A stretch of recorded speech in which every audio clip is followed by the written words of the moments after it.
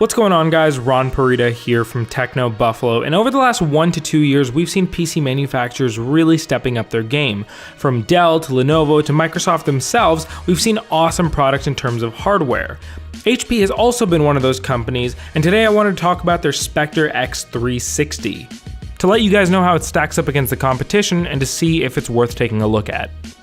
HP's done a really good job here in terms of build quality. The laptop feels very sturdy, good weight to it in the hand, good feel to it overall. Despite how thin the laptop is, it doesn't feel flimsy or plasticky at all. It feels like a good, nice hunk of metal. The design is a little more subjective. I think it looks good, but by no means great, also by no means ugly. It's just a very neutral looking laptop. It's very thin, has a very slick profile, but it's definitely not something crazy like the new Lenovo products with their floaty holographic keyboards or anything like that. And speaking of keyboards, this was one of my favorite things about the Spectre x360. Really nice keyboard. Keys were nice and big and the spacing was good. Felt a tad cramped sometimes, but I really like the travel on the keys. Despite how thin the laptop is, they still are very clicky. It was a pleasure to type on and actually made me want to type up more things, so that's probably the best compliment I can even give a keyboard. Trackpad was a little bit weird, very wide but short. Regardless, a big enough trackpad that after a little bit of adjustment you get used to. Scrolling and gestures were all very smooth. In terms of ports, we have one USB Type-A on the left as well as the headphone and mic input right next to it, and on the right we have two USB-C Thunderbolt 3 ports. Would have been nice to see one extra USB-C Thunderbolt 3 port on the left, or see them split one and one on each side, just for flexibility in charging, just to be able to charge from both sides of the laptop, but not really a big issue.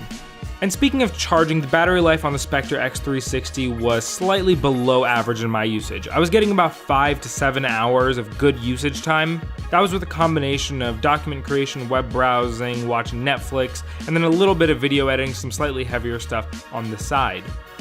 Moving on to the screen, we have a 13-inch display here, 1920 by 1080 WLED backlit touchscreen. I think it looks fantastic. 1080p is perfectly fine for this screen size. Images look very sharp, very saturated, very vibrant colors. My favorite thing about this whole display, however, was the super thin side bezels. It gives you this feeling that you're watching some widescreen experience. So watching movies and TV shows was really enjoyable. Now, if you've been looking at this laptop and you haven't guessed it yet, HP loves the name of this laptop, hence why it's over the entire thing. But there's another name as well on the speakers, and that's Bang & Olufsen. HP seems to be very proud of their partnership with them. And I gotta be honest, the first time I used the speakers, I really wasn't that impressed. They were very loud, but they sounded very muffled. But I then found the Bang & Olufsen app as well as the HP Audio app, both of which give you full control over the sound profile. You get a full EQ so you can control the levels of all the frequencies and whatever you're listening to, as well as standard bass and treble controls. With this manual control and the correct settings depending on what you're listening to and what you prefer in terms of sound, you can get some really good results out of these speakers. They're nice and powerful without sounding like they're too loud or busting at the seams. And you can tell HP was really focusing on the speakers and sound of this product because they had speakers on top, but also speakers below. They made sure to place them in such a way that no matter what mode you're in, laptop mode, tent mode, or tablet mode, you're always getting clear, loud audio. And speaking of those modes, that's the big thing with this laptop. It's a convertible, and HP, like other manufacturers, is marketing the convertible as this amazing laptop and this amazing tablet.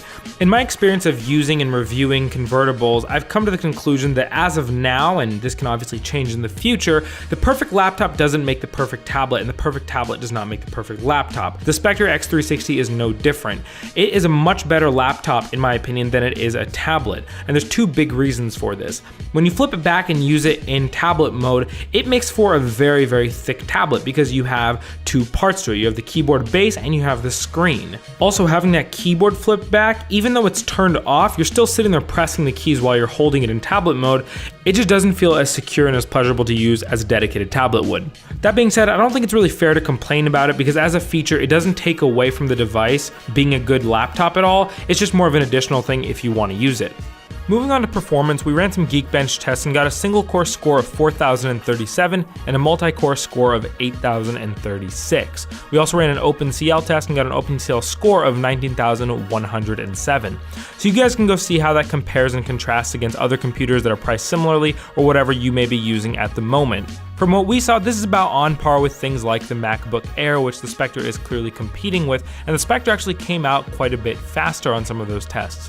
In my real world usage, it was definitely quick, very zippy, got everything I needed to done. If you're gonna be a regular user browsing the web, creating documents, watching videos, this laptop is gonna be more than quick enough and does a really good job stacking up against the competition. And so those were the big things that kind of shaped my overall experience with the Spectre x360. However, there were a couple other small features that I thought were awesome, very thoughtful, and very helpful, and also defined maybe who this product was for. Features like quick charge, allowing the battery to charge up to 50% in 30 minutes. HP's sleep and charge mode, where the computer can be sleeping or in the hibernation mode and still be charging things plugged in, like phones or tablets via USB. These features, plus the slim profile of the computer, make me really think that it's made for someone who is traveling, constantly on the go, and needs a super versatile device that can be charged up very fast and charge other devices when it's in your bag. I know when I'm traveling, these features are very welcome and would be greatly appreciated. Let me know in the comments down below who you think this computer is for. Is it for you if you're in the market? What does it have that you like? What is it missing that you would like to see? I'm very curious to hear, so leave us that comment down below. I'm Ron Purdy from Techno Buffalo. Thank you again for watching, and I'll see you guys in the next one.